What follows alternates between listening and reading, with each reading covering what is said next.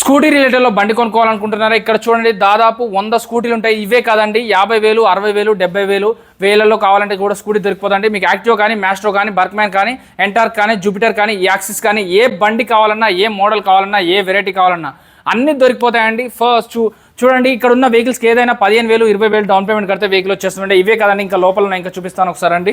So మీకు ఏ బండి కావాలి?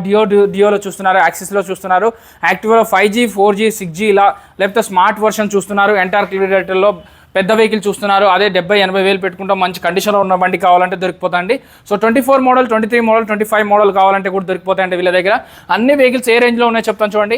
హోండా యాక్టివా 24 మోడల్ 89,000 చెప్తున్నారు. బట్ దీనికి ఫుల్ ట్యాంక్ పెట్రోల్ వస్తుంది. వీళ్ళు చెప్పిన ప్రైస్ ఫిక్స్ కాదు, మీరు వచ్చి మాట్లాడితే తగ్గుతుందండి. ఇది కూడా 24 మోడల్ 89,000 చెప్తున్నారు.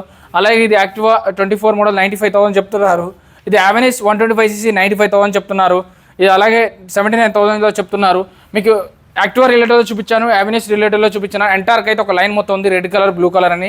ఇది 95,000, ఇది వచ్చేసి 79,000, ఇది 85,000, ఇదైతే 95,000, ఇది వచ్చేసి 89,000.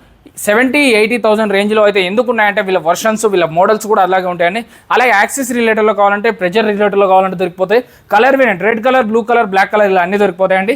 సో టీవీఎస్లో కావాలంటే, టీవీఎస్ జూపిటర్లో కావాలంటే కూడా దొరికిపోతాయి. 90,000-80,000 రేంజ్లో ఒక 70,000-80,000 పెట్టుకోగలుగుతామంటే లేటెస్ట్ వర్షన్ అన్ని మంచి బండ్లు తీసుకోవచ్చామండి.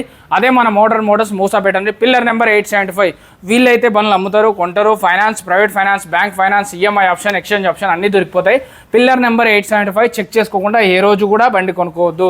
Thank you.